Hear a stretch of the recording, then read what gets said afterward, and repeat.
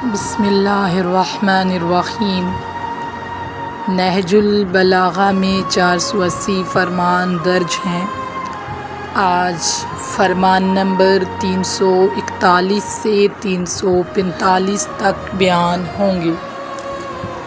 امام علی علیہ السلام نے فرمان نمبر 341 میں فرمایا، ظالم کے لیے انصاف کا دن اس سے زیادہ سخت ہوگا جتنا مظلوم پر ظلم کا دن۔ ظالم کے لیے انصاف کا دن اتنا سخت ہوگا جتنا مظلوم کے لیے ظلم کا دن۔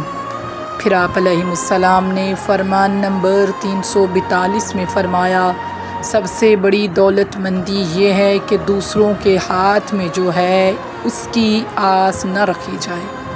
پھر آپ علیہ السلام نے فرمان نمبر 343 میں فرمایا، گفتگویں محفوظ ہیں اور دلوں کے بھید جانچے جانے والے ہیں۔ ہر شخص اپنے اعمال کے ہاتھوں میں گروی ہے اور لوگوں کے جسموں میں نقص اور عقلوں میں فتور آنے والا ہے، مگر وہ کہ جسے اللہ بچائے رکھے۔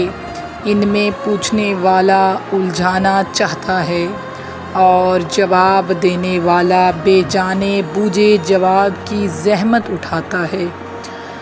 جو ان میں درست رائے رکھتا ہے، اکثر خوشنودی و ناراضگی کے تصورات اسے صحیح رائے سے موڑ دیتے ہیں، اور جو ان میں عقل کے لحاظ سے پختہ ہوتا ہے، بہت ممکن ہے کہ ایک نگاہ اس کے دل پر اثر کر دے اور ایک کلمہ اس میں انقلاب پیدا کر دے۔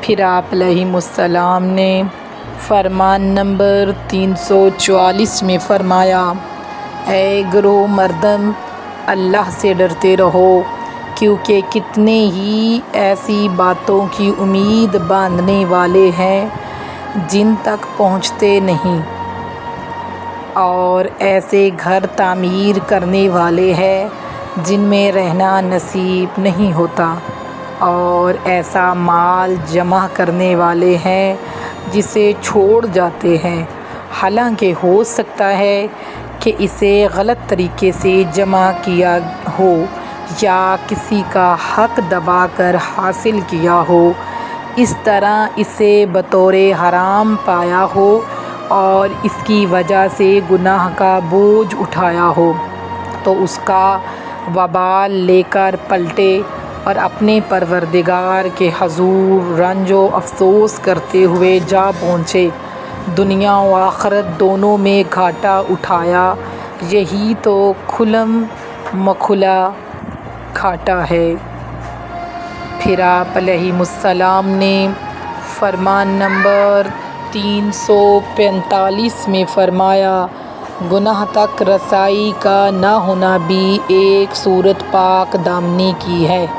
گناہ تک رسائی کا نہ ہونا بھی ایک صورت پاک دامنی کی ہے۔